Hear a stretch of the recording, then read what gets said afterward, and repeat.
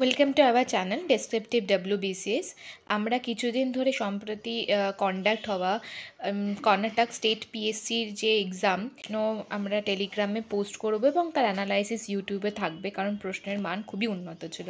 তো যেহেতু আমাকে কম জায়গার মধ্যে ধরাতে হবে প্রশ্নগুলো, তাই আমি অনেক নাউন প্রোনাউন প্রিপোজিশন বাদ দিয়েছি, একটু বুঝে নেবে তোমরা পড়ার সময়।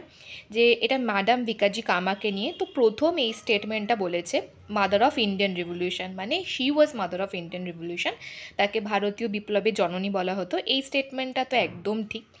দ্বিতীয় স্টেটমেন্টে বলেছে 1907 she addressed the delegates at International Women's Conference and unfolded the Indian tricolor flag with Vande Mataram written on the middle.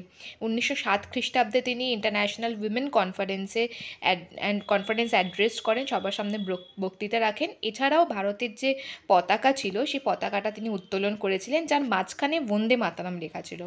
আর 3 নম্বর স্টেটমেন্টটা founded the London Indian society in 1905। তো 3 নম্বর যে স্টেটমেন্টটা ছিল যে লন্ডন ইন্ডিয়ান সোসাইটি, তিনি প্যারিস ইন্ডিয়ান সোসাইটির সাথে যুক্ত। 1905 খ্রিস্টাব্দে তিনি এবং তার সঙ্গে SR রানা এবং গোদরেজ, আমি পুরো নামটা ভুলে যাচ্ছি, গোদরেজ, তারা তিনজন মিলে প্যারিস ইন্ডিয়ান সোসাইটি তৈরি করে 1905। মানে লন্ডন ইন্ডিয়ান সোসাইটি এটা দাদাভাই নওরোজি তৈরি করে, তাই সি স্টেটমেন্টটা তো রং। এখনও পর্যন্ত আমরা একটা স্টেটমেন্ট পেয়েছি, কিন্তু সবথেকে ইন্টারেস্টিং স্টেটমেন্টটা হচ্ছে বি। প্রথমে আমি দেখি 1907, ঠিক আছে, তিনি 1907 একটা ট্রাইকালার আনফোল্ড করেছিলেন, উত্তোলন করেছিলেন, কিন্তু সেটা ইন্টারন্যাশনাল উইমেন্স কনফারেন্সে নয়, ওটা হচ্ছে 1907 সালে। 1907 সালে তিনি পতাকা উত্তোলন করেন, কিন্তু ওটা ছিল ইন্টারন্যাশনাল সোশ্যালিস্ট কনফারেন্সে, নাকি ইন্টারন্যাশনাল উইমেন্স কনফারেন্সে। তাই এই যে উইমেন্সটা আছে এটা রং, ওটা ইন্টারন্যাশনাল সোশ্যালিস্ট কনফারেন্স হবে, তাহলে স্টেটমেন্টটা বি রং। তাহলে দুটো স্টেটমেন্ট রং, তাহলে only one statement is correct. একটুখানি বলে নিই ডিটেলসে, যে 1907 সেকেন্ড ইন্টারন্যাশনাল সোশ্যালিস্ট কনফারেন্স হয়েছিল জার্মানি স্টুয়ার্টগার্টে, সেখানে তিনি বক্তৃতা দেন এবং ভারতীয় পতাকা উত্তোলন করেন। তাই ওটা ছিল সেকেন্ড ইন্টারন্যাশনাল সোশ্যালিস্ট কনফারেন্স। এমনকি ইউপিএসসির প্রিভিয়াস ইয়ার কোশ্চেনও ম্যাডাম ভিকাজি কামাকে নিয়ে জিজ্ঞেস করেছিল, সেম বি স্টেটমেন্টটাই তুলে দিয়েছিল 1907 খ্রিস্টাব্দে তিনি ইন্টারন্যাশনাল সোশ্যালিস্ট কনফারেন্সের পতাকা উত্তোলন করেন, কিন্তু ওখানে জায়গাটা লেখা ছিল প্যারিস, কিন্তু ওটা প্যারিস নয়, জার্মানি স্টুয়ার্টগার্ট, তাই ওইখানেও অপশানটা ভুল ছিল। আর ভারতে প্রথম পতাকা উত্তোলন করা হয়, এটা করা হয়েছিল 7 অগস্ট 1906, অর্থাৎ স্বদেশী আন্দোলনের সময়।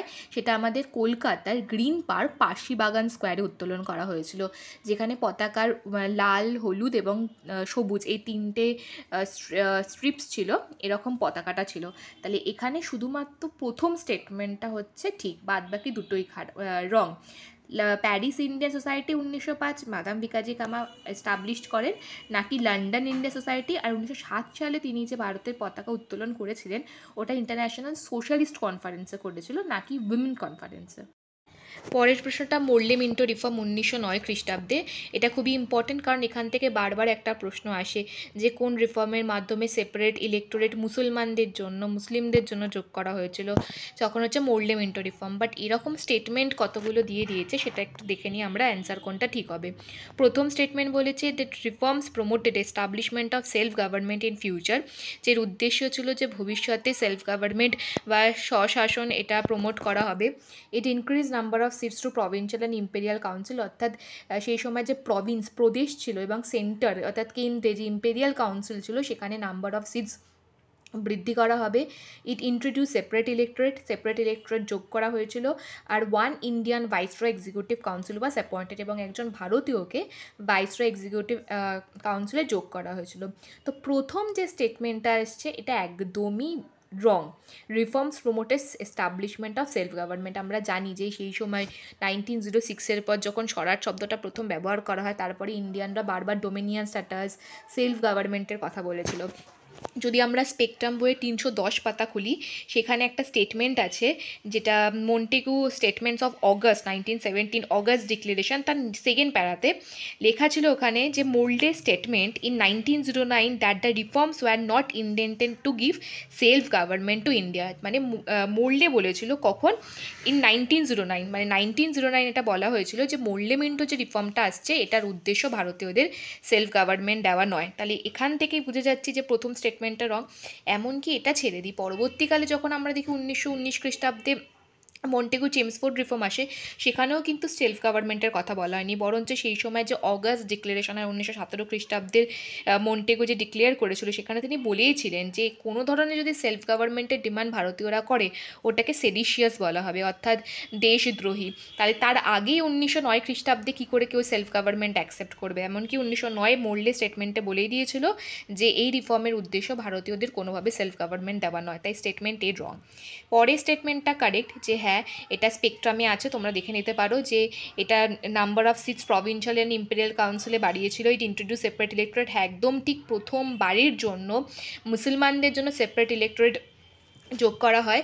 আর লাস্টেরটাও ঠিক, যে ওয়ান ইন্ডিয়ান ভাইসরয় এক্সিকিউটিভ কাউন্সিলে অ্যাপয়েন্টেড করা হয়েছিল, সত্যেন্দ্রনাথ সিনহা অ্যাপয়েন্ট হয়েছিল।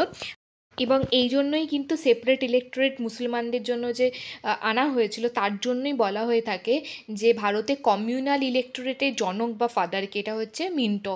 এটা পরীক্ষায় কোশ্চেনও এসেছিল কোনো একটা কোশ্চেনে, যে who is known as the father of communal electorate in India, যে ভারতে কমিউনাল ইলেক্টোরেটের জনক কাকে বলা হয়? তাহলে মিন্টোকেই বলা হতো, লর্ড মিন্টোকে। কারণ তার সময় মোল্লে মিন্টো রিফর্মের মধ্য দিয়ে প্রথমবারের মতো মুসলমানদের সেপারেট ইলেক্টোরেট দেওয়া হয়। তাই শুধুমাত্র এ যে ছিল স্টেটমেন্টটা ছাড়া প্রত্যেকটা স্টেটমেন্ট রাইট। তাহলে এখানে অনলি 3 আর কারেক্ট অ্যান্সার হবে।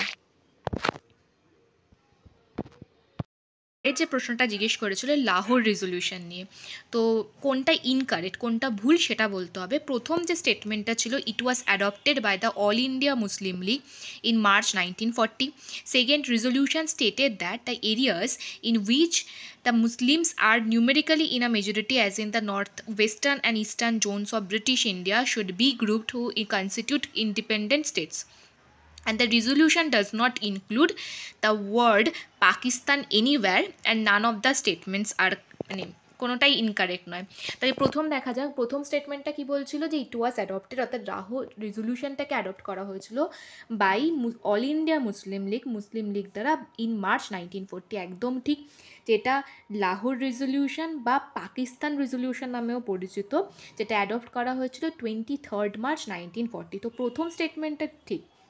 দ্বিতীয় স্টেটমেন্টটা যেটা বলেছিল, এই যে লাহোর বা পাকিস্তান রেজলিউশন, সেখানে লেখা ছিল, বলা হয়েছিল the areas in which Muslims R numerically in a majority, অর্থাৎ সেই সমস্ত জায়গা যেখানে মুসলমানরা সংখ্যাগরিষ্ঠ, as in north western and eastern zone, অর্থাৎ উত্তর পশ্চিম এবং পূর্ব দিকে, মানে ব্রিটিশ ভারতের উত্তর পশ্চিম এবং পূর্ব দিকে, মানে তৎকালীন পাঞ্জাব, লাহোর সেই জায়গাটা, এবং বর্তমানে বাংলা পশ্চিমবঙ্গ এবং বাংলাদেশ নিয়ে জায়গাটা ছিল, সেখানে যে মুসলমানরা সংখ্যাগরিষ্ঠ, should be grouped two constitute independent state, অবশ্যই তাদেরকে একসাথে করা উচিত একটা স্বাধীন দেশ তৈরি করার জন্য, ইন্ডিপেন্ডেন্ট স্টেটস, রাজ্য বা দেশ তৈরি করার জন্য।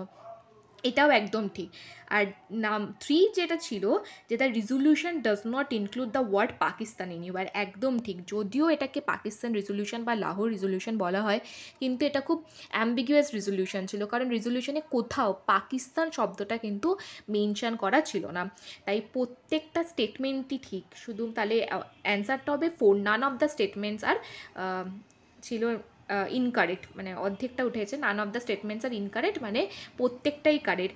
যদি আমরা দেখি এর সোর্স কী, তাহলে তোমরা স্পেকট্রামের 454 পাতায় দেখবে ছোট্ট করে পাকিস্তান রেজলিউশন বা লাহোর রেজলিউশন দেওয়া রয়েছে অগাস্ট অফারের ঠিক ওপরে, সেখান থেকে পুরো ওই লাইনটা মাঝখানে নাম্বার 2 তুলে দিয়েছে।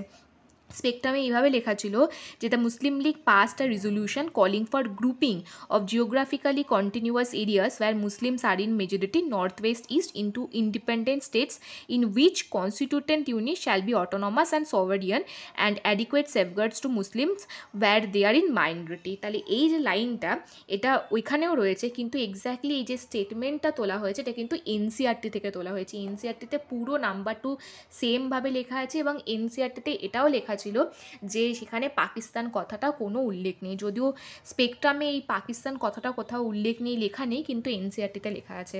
যাদের কাছে স্পেকট্রাম আছে তোমরা স্পেকট্রামে 454 পেজে দেখতে পারো। তাহলে এখানে অ্যান্সারটা হবে নাম্বার 4, অর্থাৎ প্রত্যেকটাই ঠিক। পাকিস্তান রেজলিউশন বা লাহোর রেজলিউশনের উপর কিন্তু আগেও অন্যান্য স্টেট পিসিএস জিজ্ঞেস করেছে। তো একটা জিনিস আমাদের এখানে লক্ষ্য করতে হবে যে লাহোর রেজলিউশনটাই পাকিস্তান রেজলিউশন নামে পরিচিত, তাই লাহোরের জায়গায় যদি পাকিস্তান রেজলিউশন দিয়ে দিত অ্যান্সারটা সেম হতো।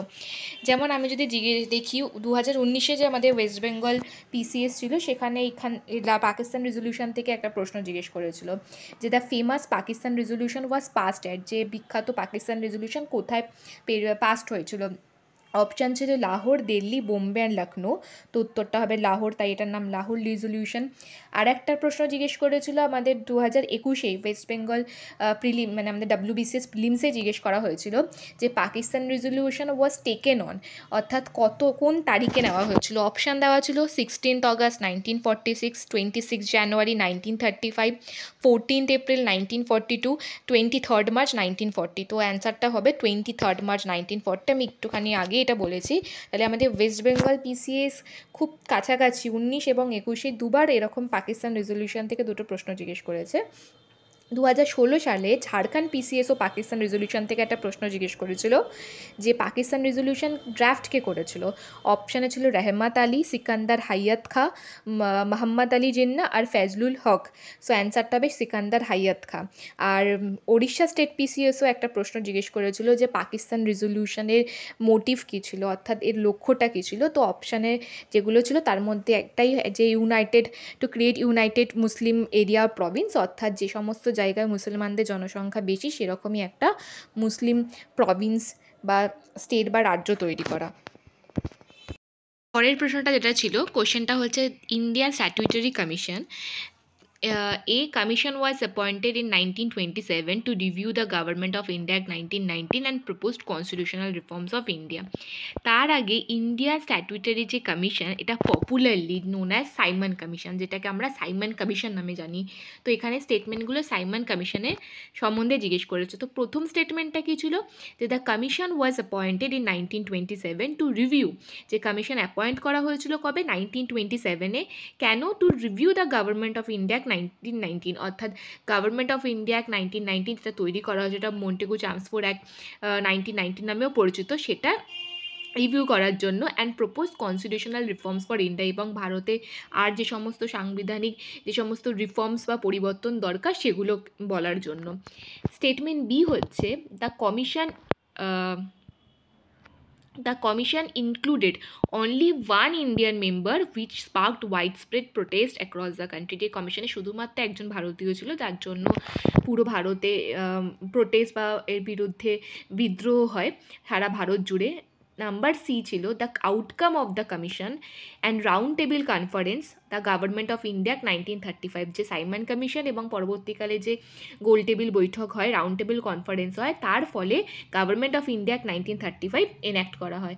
আর government of India 1935 introduce dyarchy in the province, এবং গভর্নমেন্ট ইন্ডিয়া 1935 প্রভিন্স অর্থাৎ প্রদেশগুলোতে ডায়ারকি ইন্ট্রোডিউস করেছিল। এর মধ্যে কোনটা ইনকারেক্ট? তো দেখি প্রথম স্টেটমেন্টটা কি। প্রথম স্টেটমেন্টটা একদম কারেক্ট। আমরা জানি সেই সময় যে স্ট্যানলি বালডুইন ছিল prime minister, November 8, 1927 Simon commission গঠন করা হয়, এবং এর মূল উদ্দেশ্য কী ছিল যে গভর্নমেন্ট অফ ইন্ডিয়া অ্যাক্ট 1919 ঠিকঠাক করে কাজ করছে কিনা সেটা বলা। আসলে আমরা জানি যে গভর্নমেন্ট অফ ইন্ডিয়া অ্যাক্ট 1919 একটা প্রভিশন ছিল যে 10 বছর পর রিভিউ করা হবে, কিন্তু তার আগে 1927 খ্রিস্টাব্দে রিভিউ করার জন্য এই একটা স্ট্যাটিউটরি কমিশন, যেটা পপুলারলি সাইমন কমিশন নামে পরিচিত, অ্যাপয়েন্ট করা হয়। তাই প্রথম স্টেটমেন্টটা কিন্তু কারেক্ট। দ্বিতীয় ছিল যে the commission included only one Indian member, যে কমিশনে শুধুমাত্র একটাই ভারতীয় সদস্য ছিল। একদম ভুল, কমিশনে কোনো ভারতীয় সদস্য ছিল না, এটা পুরো অল হোয়াইট কমিশন ছিল। আর এটাই যে কারণ ছিল যেখানে সারা ভারতবর্ষ জুড়ে দেখি আমরা সাইমন কমিশনের বিরুদ্ধে প্রোটেস্ট বা বিদ্রোহ শুরু হয় সাইমন গো ব্যাক স্লোগানে। তাই দ্বিতীয় স্টেটমেন্টটা ইনকারেক্ট। তাহলে এখানে আমরা অপশানে দেখে নিই, তাহলে বি কোথায় আছে? বি ফার্স্টের স্টেটমেন্টটাতে আছে, লাস্টেরটে আছে, তার মানে অবভিয়াসলি দুটোর মধ্যে যে কোনো একটা হবে। এবার প্রথম স্টেটমেন্টটা তো হবেই না, যে এটা তো কারেক্ট, তার মানে একমাত্র বিটাই অ্যান্সার। খুব সহজে আমরা শুধুমাত্র একটা জানলেই আমি এলিমিনেশন করে অ্যান্সারটা পৌঁছে যাচ্ছি। আর তাহলে বি আর ডি, তাই এই দুটোই রং। তা আমি যে সি আর ডি স্টেটমেন্টটা আর একবার বলে দিই, যে সি, এখান থেকে তাহলে আমি বুঝতে পারলাম কোন দুটো স্টেটমেন্ট রং, বি আর ডি। আমাকে প্রত্যেকটা সবকটা স্টেটমেন্ট দেখতেই হলো না, শুধুমাত্র আমি প্রথম আর দ্বিতীয় স্টেটমেন্ট থেকে এলিমিনেশন করে অ্যান্সার পেয়ে গেলাম। তাও একবার দেখে নিই আমরা সি যে স্টেটমেন্টটা ছিল কি বলেছে এই যে কমিশন, সাইমন কমিশন, এবং তারপরে যে দ্বিতীয় রাউন্ড টেবিল কনফারেন্স হয়, তার ফলে গভর্নমেন্ট অফ ইন্ডিয়া 1935 তৈরি হয়, এটা একদম ঠিক। 4 নাম্বার ডি স্টেটমেন্টটা বলেছে government of India 1935 introduce dyarchy in the Province. না, ভুল, এটা গভর্নমেন্ট অফ ইন্ডিয়া 1919 প্রভিন্স বা প্রদেশগুলোতে ডায়ার্কি ইন্ট্রোডিউস করেছিল। ডায়ার্কি মানে কি, যেখানে যে সাবজেক্টসগুলো আছে সেগুলোকে দুটো ভাগে ভাগ করে দেওয়া। তো এটা প্রভিন্স বা প্রদেশগুলোতে ডায়ার্কি ইন্ট্রোডিউস করেছিল গভর্নমেন্ট অফ ইন্ডিয়া। এটা আমরা জানি রিজার্ভ সার্ভে আর ট্রান্সফার সাবজেক্ট ছিল। রিজার্ভ সার্ভিস মানে যেই সমস্ত বিষয়গুলো যেগুলোর উপর অধিকার গভর্নর ভাইসরয় বা গভর্নরের হাতে ছিল, আর বাদ বাকি ট্রান্সফার সাবজেক্ট প্রদেশে যে সেই সময় মন্ত্রী পরিষদ ছিল তাদের হাতে ছিল। তো এটা 1919 খ্রিস্টাব্দের একটা আনা হয়েছিল, নাকি 1935। বরঞ্চ সাইমন কমিশন যে রিপোর্ট দিয়েছিল, সেই রিপোর্টে সাইমন কমিশন এটা বলেছিল যে ডায়ার্কি অ্যাবলিশ করা উচিত এবং তার পরিবর্তে প্রভিন্সগুলোকে অটোনমি দেওয়া উচিত, রেসপন্সিবল গভর্নমেন্ট। এটা সাইমন কমিশনের রেকমেন্ডেশনে রয়েছে যে ডায়ার্কি অ্যাবলিশ করা উচিত। তাহলে ডায়ার্কি ইন্ট্রোডিউসড হয়েছিল 1919। তাহলে বি আর ডি এই দুটো স্টেটমেন্টই রং, তাহলে অ্যান্সারটা হচ্ছে বি অ্যান্ড ডি। প্রশ্নটা ছিল, in which Buddhist council were the two groups Buddhist, that is the Mahayana and হিন্দিয়ান রিকগনাইজ। অর্থাৎ কোন বুদ্ধিস্ট কাউন্সিলে যে বুদ্ধিজমে দুটো গ্রুপ আছে, মহাযান এবং হিনযান, এটা রিকগনাইজ করা হয় বা ভাগ হয়ে যায়। এটা হচ্ছে ফোর্থ বুদ্ধিস্ট কাউন্সিল, যেটা সম্রাট কনিষ্কের অধীনে কাশ্মীর কুণ্ডালাওয়ানে হয়েছিল। তো নিচে আমি প্রত্যেকটা বুদ্ধিস্ট কাউন্সিল এবং সেগুলো সম্বন্ধে ডিটেলসে দেওয়া রয়েছে। যেমন প্রথম কাউন্সিল হয়েছিল অজাতশত্রুর সময়, অজাতশত্রু হরিয়াঙ্কা ডাইনেস্টির, আর প্রিসাইডেড বাই মহাকাশ্যপা উপালি। জায়গা রাজগৃহ। কী হয়েছিল, compilations of Vinaya Pitaka Sutta Pitaka. Second council Kalashoka Shishunaga dynasty, Sabakami Vaishali division of Sangha into Theravadin and the Mahasanghika. Third Buddhist council অশোকার সময় হয়েছিল, মঙ্গলীপুত্র তিসা ছিল president, Pataliputra compilation of Abhidhamma Pitaka. আর fourth council Kanishka Kushan dynasty, Vasumitra ছিল প্রেসিডেন্ট, কাশ্মীরে হয়েছিল division into two sects, Hinayana and Mahayana. তাই কিন্তু প্রচুর প্রশ্ন আসে, প্রচুর শর্ট প্রশ্ন আসে, তাই প্রত্যেকটা ফ্যাক্ট ইম্পর্টেন্ট। এটা টেলিগ্রাম চ্যানেলে পোস্টও করে দেওয়া রয়েছে, তোমরা সেখান থেকে দেখে নিতে পারো। আর পরের প্রশ্নটা রাজা রামমোহন রায়কে নিয়ে। রাজা রামমোহন রায় হচ্ছে প্রত্যেকটা স্টেট পিএসসির ফেভারিট টপিক। প্রচুর প্রত্যেকটা স্টেট পিএসসির প্রশ্ন জিজ্ঞেস করেছে। তো কর্ণাটকা পিসিএসসি এটা জিজ্ঞেস করেছে যে স্টেটমেন্ট তুলে দিয়েছে, কোনটা ঠিক বলতে হবে। প্রথম স্টেটমেন্টটা হিরো তুফাত উল মুহাদ্দিন ইন পার্সিয়ান।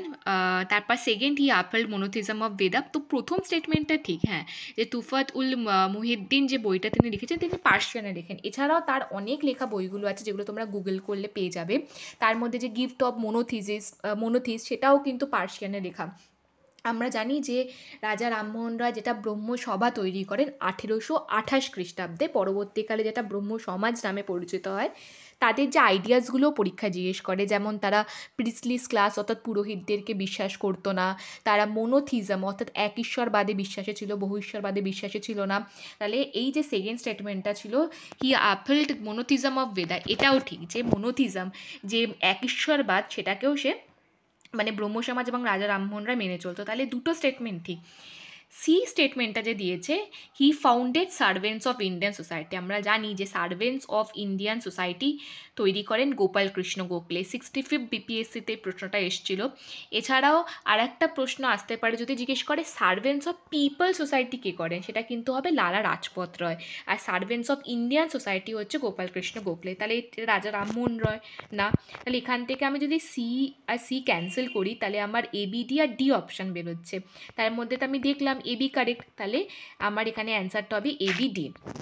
লাস্টেরটা ঠিক, he supported the cause of freedom, liberty, democracy, nationalism, একদম ঠিক। কারণ তাই জন্য তাকে বলা হয় যে তিনি হচ্ছেন আমাদের রেনেসা বা নবজাগরণের অগ্রদূত, the father of Indian renaissance. এছাড়াও তাকে আরও যে সমস্ত প্রশ্নগুলো রাজা রামমোহন রায় থেকে আসে, একটা আসে যে তাকে রাজা উপাধিটা কে দিয়েছিলেন, আকবর টু উপাধি দিয়েছিলেন। আর একটা ইউপিএসসিতে কোশ্চেন এসেছিল রাজা রামমোহন রায়ের টপিকে, যেখানে রাজা রামমোহন রায় না, ব্রহ্ম সমাজের টপিকে। তো যেখানে যে অপশানগুলো ছিল, প্রথম অপশানটা ছিল যে ব্রহ্ম সমাজ মোনোথিজমে বিশ্বাস করে, সেটা একদমই ঠিক যে হ্যাঁ মোনোথিজমে বিশ্বাস করে। সেকেন্ডটা ছিল যে এরা আইডোলেট্রি অর্থাৎ মূর্তি পুজোর বিরুদ্ধে ছিল, এটাও ঠিক, মূর্তি পূজার বিরুদ্ধে ছিল। এবং এটা কিন্তু ইউপিএসসি প্রিভিয়াস ইয়ার কোশ্চেন এসছে। কিন্তু এখানে আর একটা স্টেটমেন্ট ছিল যেখানে বলা হয়েছিল it popularize that doctrine and that Vedas are infallible, যে এরা মানে ব্রহ্ম সমাজ বলেছিল যে বেদ হচ্ছে সর্বোচ্চ, কিন্তু এটা নয়, এটা ভুল। আমরা দেখি আর্য সমাজ, স্বামী দয়ানন্দ সরস্বতী বেদ যে সর্বজ্ঞ তাকে প্রাধান্য দিয়েছিল, যেখানে ব্রহ্ম সমাজ মোনোথিজম অর্থাৎ একঈশ্বরবাদকে প্রাধান্য দেয়, যে বেদ বা বেদান্ত উপনিষদে আমরা দেখি যেখানে একঈশ্বরবাদের কথা বলা হয় সেখানে। তাই ইউপিএসসিতে যে প্রশ্নটা দিয়েছিল যে ব্রহ্ম সমাজ এটা বিশ্বাস করে বা এটা জনপ্রিয় করে তোলেন যে বেদাস আর ইনফ্যালিয়েবল, যে বেদই হচ্ছে সব থেকে সর্বজ্ঞ বা সব থেকে ইম্পর্টেন্ট, এটা কিন্তু না, এটা ভুল স্টেটমেন্ট। তাই জন্য যাতে তোমরা বি স্টেটমেন্টে কনফিউজ না হও, তাই আমি বলে দিলাম ইট আপেল দ্য মোনোথিজম অফ বেদা, অর্থাৎ বেদ বা বেদান্ততে যে একঈশ্বরবাদের কথা বলা হয়েছিল তারা কিন্তু সেটা প্রমোট করেছিল, কিন্তু বেদই হচ্ছে সব থেকে ইম্পর্টেন্ট, ইনফ্যালিয়েবল, এটা প্রমোট করেন, এটা আর্য সমাজ করেছিল। তাহলে এখানে অ্যান্সারটা হচ্ছে এবিডি, অর্থাৎ এই তিনটেই কারেক্ট। পরের প্রশ্নটা দেখি, পরের প্রশ্নটা লেন্দি। আমরা একটা ইউপিএসসি প্যাটার্নও দেখি যে কোয়েশ্চেনগুলো কিন্তু সোজা হয় কিন্তু লেন্দি বানিয়ে কনফিউজ করে দেওয়া হয় পরীক্ষার হলে। কি বলেছে, who among the following women revolutionary at the age of 15 years along with her associate shot Comilla district magistrate Stevens to death. তো নিম্নলিখিত মানে মহিলাদের মধ্যে কোন মহিলা রিভলিউশনারি বা বিপ্লবী ছিল যিনি মাত্র 15 বছর বয়সে কুমিল্লার যে ডিস্ট্রিক্ট ম্যাজিস্ট্রেট ছিল তাকে হত্যা করেন, তার নাম স্টিভেন্স। অ্যান্ড তারপরে দিচ্ছে she was also joint the revolutionary Jugantar party, যেটা যুগান্তর পার্টিকেও তিনি অংশগ্রহণ করেছিলেন। ইন 1939 1939 খ্রিস্টাব্দে she was release as per the amnesty treaty between government and Mahatma Gandhi এবং সরকারের মধ্যে 1940 সালে যে সমঝোতা বা শান্তিপূর্ণ সমঝোতা হয়েছিল তার ভিত্তিতে তাকে ছেড়ে দেওয়া হয়। And after this she joined Indian National Congress, তারপর তিনি ভারতীয় ন্যাশনাল কংগ্রেস জয়েন করে। Later she also participated in the communist movement, পরবর্তীকালে কমিউনিস্ট মুভমেন্টও অংশগ্রহণ করেন। And she authored a book title Arun Bahini, এবং তিনি অরুণ বাহিনী নামে একটা বইও লেখেন। এখানে যদি আমি না জানতাম অরুণ বাহিনী, তাকে অ্যামনেস্টি ট্রিটির অধীনে ছেড়ে দেওয়া হয়, কিচ্ছু জানার দরকার নেই। শুধুমাত্র যদি আমি এটা জানতাম কুমিল্লা ডিস্ট্রিক্ট ম্যাজিস্ট্রেটকে শর্ট করেছিলেন স্টিভেন্স, তার নামও জানি না, তাহলেই অ্যান্সারটা দেওয়া যেত। অ্যান্সারটা হচ্ছে এখানে অপশান হচ্ছে বীণা দাস, সুনীতি চৌধুরী, শান্তি ঘোষ আর প্রীতিলতা ওয়াদ্দেদার। অ্যান্সারটা হচ্ছে শান্তি ঘোষ। কোথায় রয়েছে এটা, স্পেকট্রামের 361 যে পেজ রয়েছে, চ্যাপ্টারটা হচ্ছে এমার্জেন্স অফ স্বরাজ্যের সোশ্যালিস্ট অ্যান্ড আইডিয়াস, সেই পেজে রয়েছে। আমি এখানে নিচে পোস্টও করে দিচ্ছি টেলিগ্রাম চ্যানেলে, এই যে aspects of new phase of revolutionary movement in Bengal. আমরা সাধারণত দেখি বিপ্লবী কার্যকলাপ দুটো ফেজে হয়েছিল, প্রথম ফেজটা হচ্ছে স্বদেশী মুভমেন্টের সময়, আর দ্বিতীয় ফেজটা হয়েছিল নন কোঅপারেশন বা অসহযোগ আন্দোলন গান্ধীজি যখন তুলে নিলেন তার পরবর্তীকালে। সেই সময় আমরা দেখি হিন্দুস্তান রিপাবলিকান অ্যাসোসিয়েশন তৈরি হয়, যুগান্তর পার্টি তৈরি হয়, অনুশীলন সমিতি, যুগান্তর পার্টি তৈরি হয়। তো ঠিক সেই সময় এখানে আমি হাইলাইটেড করে রেখেছি, যেটা অরেঞ্জ কালার দিয়ে হাইলাইট করা, এই যে যে Shanti Ghosh and Suniti Chanderi, school girls of Comilla who shot dead the district magistrate, and Bina Das who fired point blank and governor while receiving the degree of convocation. সাধারণত বীণা দাস, শান্তি ঘোষ আর সুনীতি চান্দেরির মধ্যে কনফিউশন হয়ে যায়, তো আমাদের মনে রাখতে হবে কুমিল্লার ডিস্ট্রিক্ট ম্যাজিস্ট্রেটকে কিন্তু শান্তি ঘোষ আর সুনীতি চান্দেরি শ্যুট করেছিলেন, যেখানে বীণা দাস কিন্তু পয়েন্ট ব্ল্যাঙ্ক গভর্নর। তাহলে আমি শুধু যদি এইটুখানি মনে রাখতাম যে কুমিল্লার ডিস্ট্রিক্ট, এই যে লাইনটা এখানে দেওয়া রয়েছে, এই যে ডেড ডিস্ট্রিক্ট ম্যাজিস্ট্রেট কুমিল্লা, তাহলেই কিন্তু অ্যান্সারটা আমি করতে পারতাম। আমার বাদবাকিগুলো জানার কোনো দরকারই ছিল না, যে তিনি অরুণ বাহিনী বই লিখেছেন কিনা, তিনি কমিউনিস্ট মুভমেন্টে ছিলেন, শুধুমাত্র প্রথম ইনফরমেশানটা দেখে অ্যান্সারটা হয়ে যেত। এটা স্পেকট্রামে 361 পাতায় তোমরা পেয়ে যাবে। আমি এখানে এটা টেলিগ্রামে এটা পোস্টও করে দিয়েছি।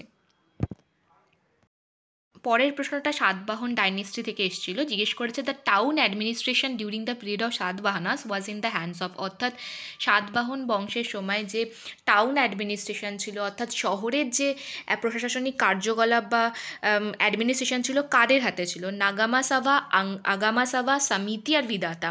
তো এর জন্য আমাকে যদি একটা কমন সেন্স লাগাই, তাহলে টাউনটাকে আমরা পপুলারলি নগর হিসেবে দেখি, নগর থেকে নিগামা সাভা, এটা অ্যান্সার হতে পারে। তার আগে আমাদের একটা জিনিস বুঝতে হবে, এটা এনসিইআরটি এবং পুনাম দালিয়ার বইতেও মেনশন করা আছে, যে সেই সময় সবথেকে নিচু লেভেল হতো গ্রাম, গ্রামের পরে থাকতো নিগামা, আর তারপরে থাকতো নগর বা পুর। নাগারা, নগর বা পুর হচ্ছে সেই সমস্ত শহরগুলোকে বোঝাতো যেগুলো ফোর্টিফাইড, অর্থাৎ যেখানে চারদিকে দুর্গ রয়েছে বা ঘেরায় সেগুলো। তারপরে ইন্টারমিডিয়েট লেভেল, অর্থাৎ মধ্যবর্তী জায়গায় গ্রাম এবং নগরের মাঝখানে নিগামা বলা হতো। নিগামা সাধারণত মার্কেট টাউন বোঝাতো। তাই আমি যদি শুধুমাত্র এই টার্মটার সাথে পরিচিত থাকতাম যে নিগামা মানে মার্কেট টাউন, শহর বলছে, তাহলে সেখান থেকে কিন্তু আমি নিগামা সাভা অ্যান্সারটা রাইট করতে পারতাম। তাহলে নিগামা সাভা হচ্ছে অ্যান্সার। গ্রাম সব থেকে বেসিক ইউনিট, তারপরে নিগামা ইন্টারমিডিয়েটারি স্টেজ, যেটা হচ্ছে মার্কেট টাউন, তারপরে পুরা বা নাগারা, এটা হচ্ছে ফোর্টিফাইড টাউন। তাহলে অ্যান্সার হচ্ছে নিগামা সাভা। অর্থাৎ শহরগুলোর যে সাতবাহন ডাইনেস্টির সময়, অর্থাৎ বংশের সময় শহরগুলোর যে প্রশাসনিক কার্যকলাপ যাদের হাতে থাকতো বা যারা অ্যাডমিনিস্ট্রেশন চালাতেন, সেটা হচ্ছে নিগামা সাভা। পরের প্রশ্নটা চলে আসে, এটা অশোকাস ইনস্ক্রিপশন দিয়েছে, মানে বিভিন্ন রক এডিট, যেটা ভীষণ ইম্পর্ট্যান্ট। এত প্রশ্ন জিজ্ঞেস করে প্রত্যেকটা এক্সামে, সেটা বলার নয়। তাই আমি আলাদা করে টেলিগ্রামে প্রত্যেকটা রক এডিটস এবং যেগুলো ইম্পর্ট্যান্ট প্রিভিয়াস ইয়ার কোশ্চেনে জিজ্ঞেস করেছে এবং যেগুলো ইম্পর্ট্যান্ট সেগুলো একটা নোটস পোস্ট করে দেবো পরে। তো এখন এই প্রশ্নটা দেখি,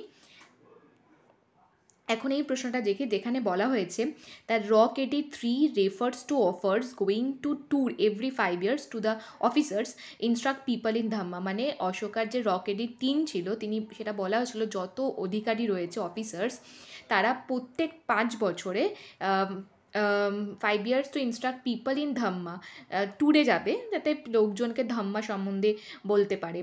এটা ঠিক statement. Second statement, Rummindei inscription mentions that village of Lumbini will get tax concession. যে রুমান্দে ইনস্ক্রিপশনে এটা লেখা আছে যে লুম্বিনী গ্রামে যে সমস্ত লোকজন, তাদের কোনো ট্যাক্স বা কর দিতে হবে না। এটাও ঠিক। আমরা জানি যে রুমান্দে ইনস্ক্রিপশন, এটা রুমান্দেই নেপালে আছে, আর লুম্বিনী হচ্ছে গৌতম বুদ্ধের জন্মস্থান, তাই সেই জন্য সেখানকার লোকদের কোনো ট্যাক্স ছাড় ছিল, এটাও ঠিক।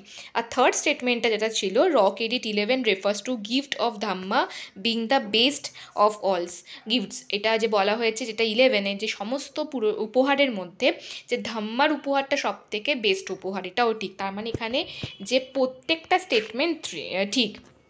আমি ডিটেলস অ্যানালাইসিস করলাম না প্রত্যেকটা এডিট সম্বন্ধে, পরে একটা নোটস পোস্ট করে দেওয়া হবে টেলিগ্রাম চ্যানেলে। তার পরের প্রশ্নটা দিয়েছে, ডিউরিং দ্য পিরিয়ড অফ চোলা, অর্থাৎ চোলা রাজ্যে, মানে চোলা শাসনের সময়, দ্য ল্যান্ডলর্ডস এস্টাবলিশড, অর্থাৎ জমিনদাররা তৈরি করেছিল local community association for agricultural activities. অর্থাৎ যে সমস্ত কৃষিকাজ সম্বন্ধিত অ্যাক্টিভিটিস বা কার্যকলাপ হতো, তাদের জন্য একটা লোকাল কমিউনিটি অ্যাসোসিয়েশন তৈরি করেছিল, একটা স্থানীয় লোকজনদের দল বলতে পারি বা অ্যাসোসিয়েশন সংগঠন তৈরি করেছিল। কী নামে পরিচিত ছিল সেই অ্যাসোসিয়েশনগুলো? যেগুলো ল্যান্ডলর্ডস বা জমিদাররা তৈরি করেছিল, অ্যাগ্রিকালচার অ্যাক্টিভিটিস বা কৃষিকাজের সঙ্গে যুক্ত। সেটা হচ্ছে নাম্বার 1 আলুমগানাম। তাহলে অপশান 1 ইজ কারেক্ট। এটা আমি গুগল করে পেয়েছি। আর পরের যে স্টেটমেন্টটা যেটা দিয়েছে মিনা বাজার সম্বন্ধে, MINA বা MWENA, প্রথম statement, Humayun was the first Mughal empire to introduce it. প্রথম স্টেটমেন্টটা একদম ঠিক, যে হুমায়ুন প্রথম মুঘল শাসক ছিলেন যিনি মিনা বাজার তৈরি করেছিলেন। সাধারণত সেই সময় যারা মহিলারা ছিল, যে হারেমের মহিলা, তারা বিভিন্ন সোশ্যাল এবং যে কালচারাল অ্যাক্টিভিটিস বা যে সমস্ত অনুষ্ঠান হতো তারা পার্টিসিপেট করতে পারতো। এটা মার্কেট টাইপ। দ্বিতীয় নাম্বার স্টেটমেন্টটা, Akbar exalted such days as festival as Khushroz. মানে আকবর ফার্দার এই মিনাবাজারটাকে ডেভেলপ করে, বিভিন্ন গুরুত্বপূর্ণ যে ফেস্টিভ্যালসগুলো যেমন খুশরোজ, এগুলোকে সাথে সাথে যুক্ত করে। মানে এই সমস্ত ফেস্টিভ্যালের সময় মিনাবাজার বসতো। 3 নাম্বার স্টেটমেন্ট, শাহজাহান অ্যারেঞ্জ সাজ বাজার on the occasion of every festival. না, এটা রং স্টেটমেন্ট। নট এভরি ফেস্টিভ্যাল, কিছু কিছু ফেস্টিভ্যালে, কিছু কিছু পুজোতে বা কিছু কিছু ফেস্টিভ্যালে কী হতো, অ্যারেঞ্জ হতো, এই ধরনের বাজার, মিনা বাজার অ্যারেঞ্জ হতো শাহজাহানের সময়, কিন্তু প্রত্যেকটা ফেস্টিভ্যালে নয়। আর 4 নাম্বার যে স্টেটমেন্টটা ছিল, ইট ইনভ্যারিয়েবলি ফলোড দ্য নওরাজ সেলিব্রেশন। একদম ঠিক, নওরাজ হচ্ছে পার্সিয়ান নিউ ইয়ার। যখন পার্সিয়ান নিউ ইয়ার বা নবরাজ সেলিব্রেশন হতো তখনও মিনা বাজার বসতো। যেমন আকবর যে খুশ রুজ, এরকম এটাও একটা পার্সিয়ান অনুষ্ঠান, সেই সময় মিনা বাজার শুরু করেছিলেন।